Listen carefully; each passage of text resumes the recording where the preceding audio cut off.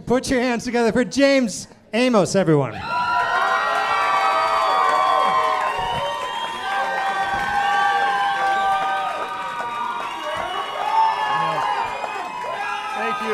you.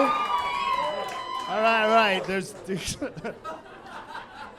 I'm your third James to make your match set for the evening, so we've got closure. My name's James Amos. I'm actually really glad to be up here because I grew up in Denver, but spent most of my life down in Pueblo, so you can see how it's gone for me. I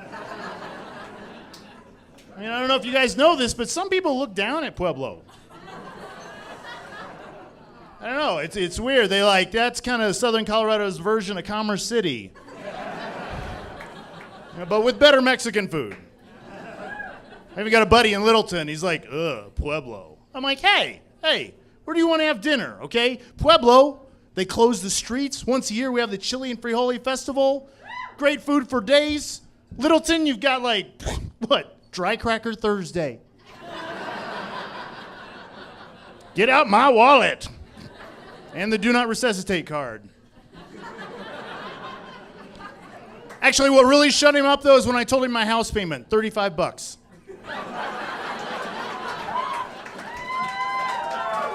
Take that, Littleton. And Commerce City. Everybody. Oh, let's see. Married a great gal. Super smart. Actually, a lot smarter than me. And I'm I can read the internet and stuff, but she's like real world smart. You know, I think it's smart to wear a watch. She knows that it's smart to just live with a guy who wears a watch. No skin off her wrist. She's cool, yeah. She's smart enough that she's working out now, getting in shape, which actually has had some effects in the bedroom, you know. Now all the time she's on top, so she gets more credit on her Fitbit.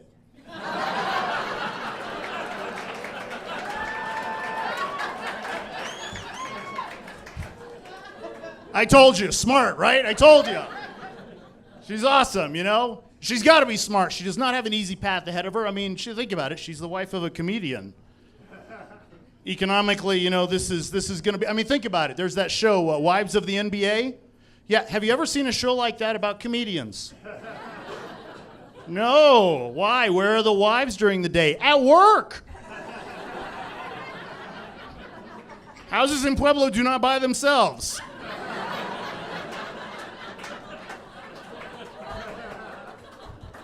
I don't know how many steps we get. Yeah, no. Well, we just went shopping a little bit ago, and we're still married. Winning.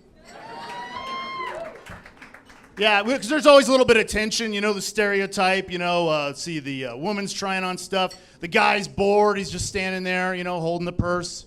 Honey, oh, my God. Ours is a little different, you know. Ours, you know, we're in Home Depot. She's the one standing there holding the orange bucket. James, Jesus, pick a drywall screw. I don't know. She's like, they won't see them. They're under the drywall. It's hard, okay? It's hard. I was going to buy a chop saw. I don't know if you know, a chop saw is an electric saw. You know, you bring it down, zing, cuts a 2x4 right in half. You get a second 2x4 because you didn't measure right. You know what? That's not really the point here. That's not what we're talking about. The point is, it's a chop saw. I got to buy one. But that's difficult, you know? I mean, you got to look around. You can't just run in, buy the first chop saw, right, shoppers? Am I right? Yeah, no. You got to look at them, you know, check them out, touch them. See, this one makes my hand look fat. Which I know is vain. I know. It has no place in hardware, you know, unless we're talking about tool belts. It's a sensitive part of the anatomy. I'm like, honey, does this make my ass look big? This tool... I mean, it feels hippie to me. She's like, James, Jesus Christ. You're not dating your brother-in-law. You're going to help him build a deck. I'm like, those are kind of similar. All right, if this doesn't go well, you're going to have to drive over later and get my hoodie back and my Netflix password.